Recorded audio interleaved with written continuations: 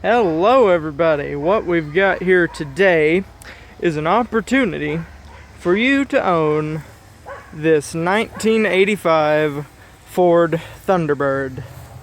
And as I do this walk around, this video is basically made to answer any questions that a potential buyer might have, to kind of let you know what you're getting yourself into beforehand.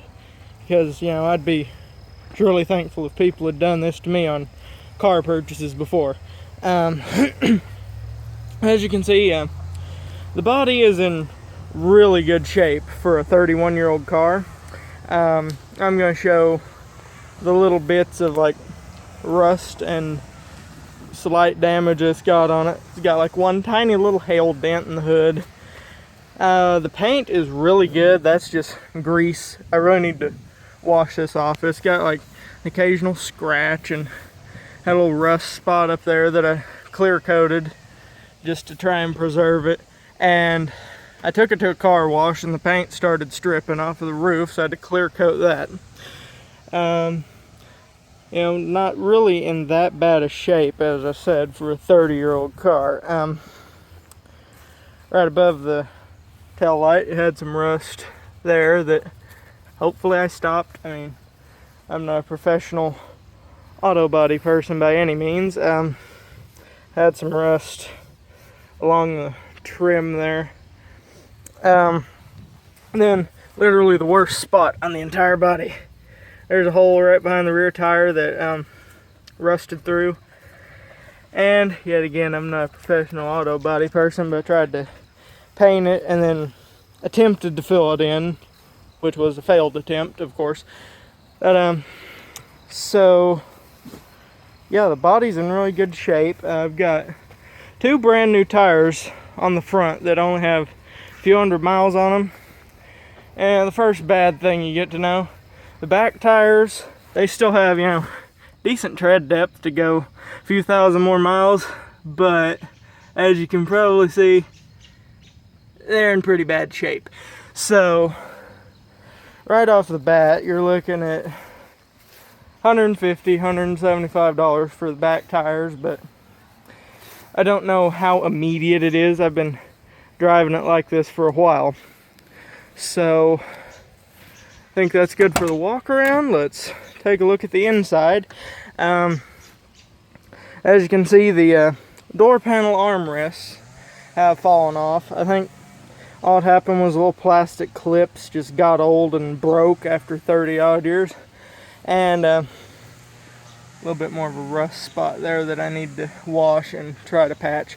But the armrests are in the trunk, and driver's seat got a little bit of wear on it. That's really the worst of it. Steering wheel's upside down, that's annoying, and you got like that wiring harness dangling there, but it doesn't really affect anything. Interior's in really good shape. This back seat looked like it hadn't ever had any people sit in it in the whole time this car has existed. And I had to use it for some storage space, so it's not completely as perfect. Let's pop the hood, take a look at the engine. Let's see.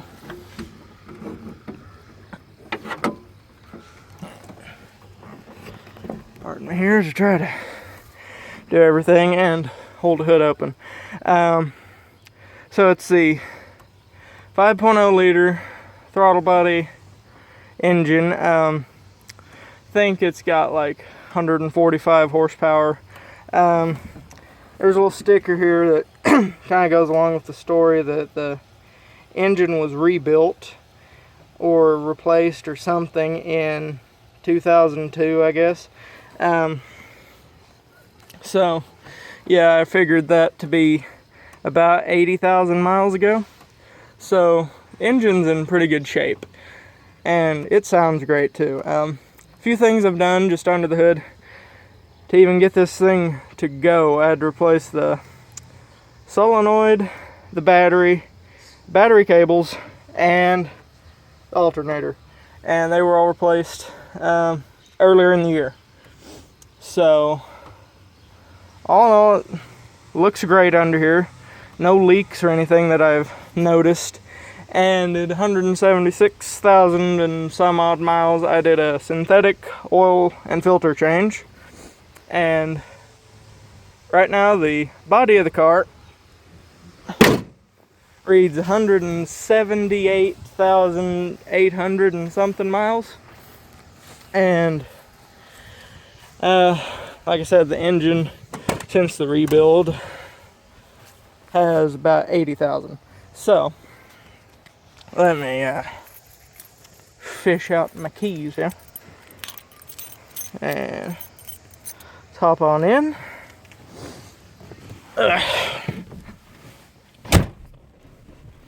Now, it's not perfect. It's an old car. It's got its problems. Now, one of the problems is when you first start it cold, it idles high for roughly 5 minutes, I guess. I don't really know why. And if you have to drive it on purely nothing but high idle, like I was driving at 6 miles a day to school and back, and that was that distance on nothing but high idle, and on slow city driving, and I only managed to get about 12 miles to the gallon. But I took it out, and a few days ago took it on a 150 mile drive, 100 miles highway, cruising about 70, and about 50 miles in city and mixed, and it averaged out about 18 miles to the gallon, which is about what you'd expect for this car. So, next thing to note, the fuel pump is wired up to the switch in the floor. According to the guy I got it from, it's because the fuel pump had been shorting out before. So, anyway, let's get this started so you can probably hear the high idle. And you gotta manage to.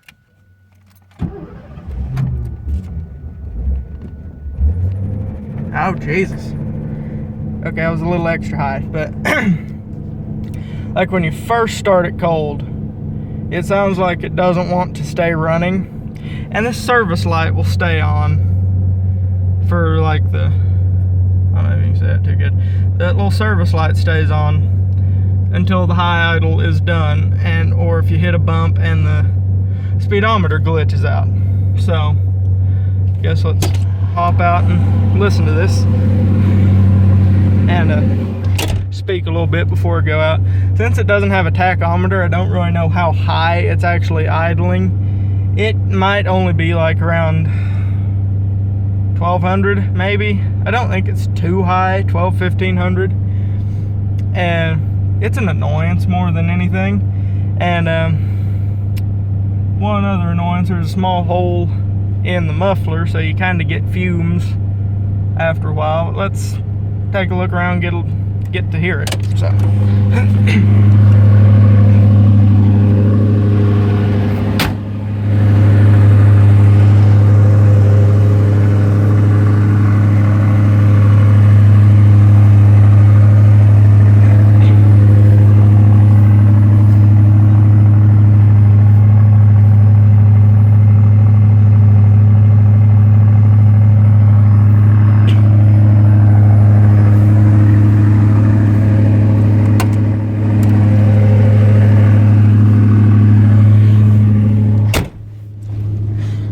now that you can hear me again, let's go over some of the issues it's got with the interior. Now, with the good, it's got the original radio, which works, and really good speakers on this thing. It has premium sound or something, which came with the car, and the cassette player works. I don't know if that's really important to anyone in the grand year 2016, but I've got a cassette thing that you can put in and plug into your phone, and this will come with the car. Boy, never sit in it too much when it's idling high. Normally you can save it from an excessively high idle if you just tap the gas like fairly gently, but I was trying to start the car one-handed and I slammed it a bit too hard. But yeah, what I was about to go over is the power seat. It works. See, got me jumping around. Bad things: windows don't work. I don't know why. I tried to replace the circuit breaker fuse that goes to the windows, didn't fix anything.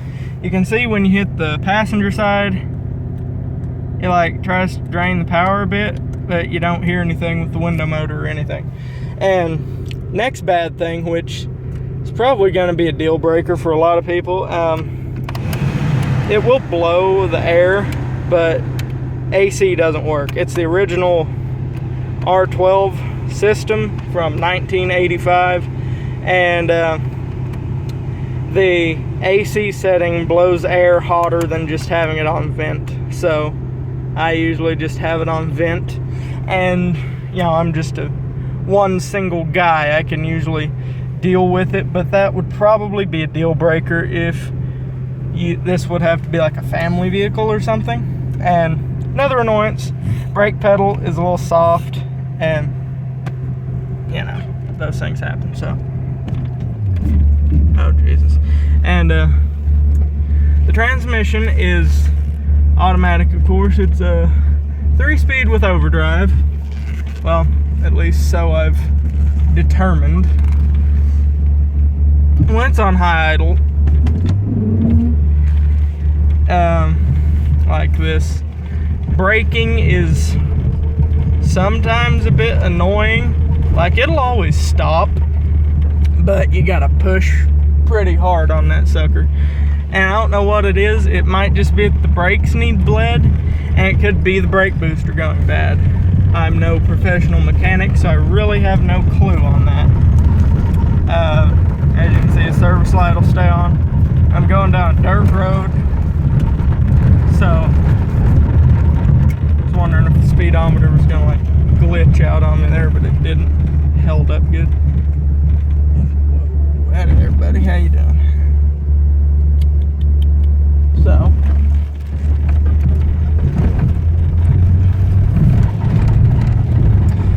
and when you first start it up, the car will go through a couple stages depending on whether it's a warm start or a cold start. If it's a cold start, your performance is generally pretty good. But that's not guaranteed. Sometimes acceleration is a bit laggy, and that could be some kind of an airflow problem. Could be that it needs a fuel filter. I really have no clue on that. And as you can probably hear, front shocks need replaced for sure, and probably also needs the rear ones. And the guy at Danny's muffler said it also needs front wheel bearings. I attempted to replace one, but I don't know how good I did. The other one is included, and I've got new sway bar links for it. One has a bushing that broke off, and what else it needed was that inner tie rod, the front right inner tie rod end needs replaced, because I replaced it, but I was unable to get the car aligned, so it got messed up. Now, let's see how she does.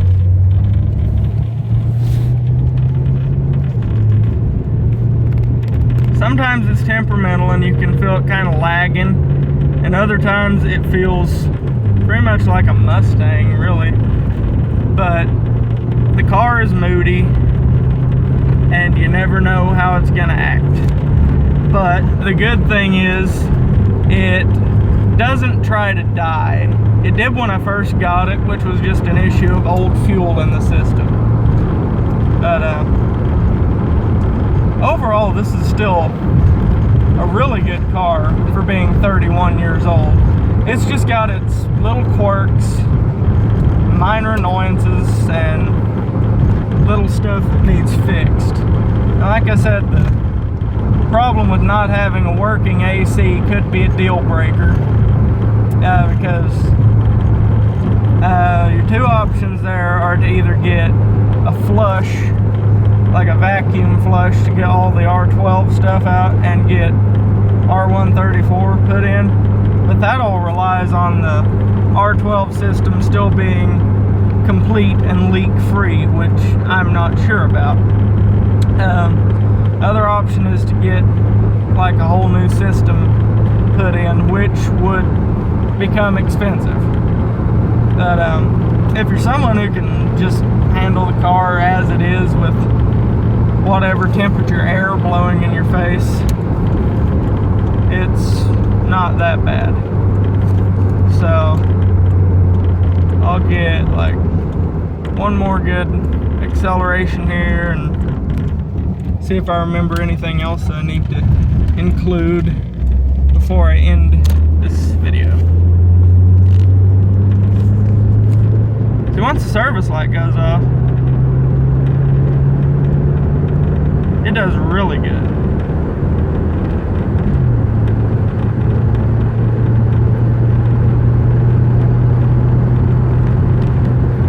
And if you get over like 65, there's some minor vibrations where you can feel that it's out of alignment. There's some people up here about to have a drag race, I think. It's like two Mustangs and a Camaro doing their thing. Yep, there they go, stupid idiots.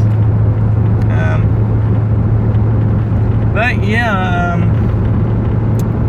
hopefully this video has answered some of the questions that you may have had. I know it ran kind of long, but you know, I'm trying to make sure that you don't get a deal that you're not prepared for, because I've sure got some crappy deals before. And anyways, if you're interested in the car after taking everything into account, my name is James, and my number is 918-718-9567, and you can either call or text. I'll probably answer a text better because it's easier to weed out scammers, and I've never really picked up unknown callers. If you call, you probably have to leave a voicemail, because you just can't trust people sometimes. But anyway, thank you all for watching, and hope to hear from you. There's one final thing that I somehow forgot to add, which is that there is a small power steering fluid leak of unknown origin. I don't know if it's coming from the pump itself or from a line or something, but you basically just have to check that and top it off about once a week-ish, and I need to get around to doing that again. But it's not excessive or too bad or anything, so it's manageable. And here's the car at what is a normal idle, and this is what it sounds like on a cold or on a warm start. Sounds pretty good.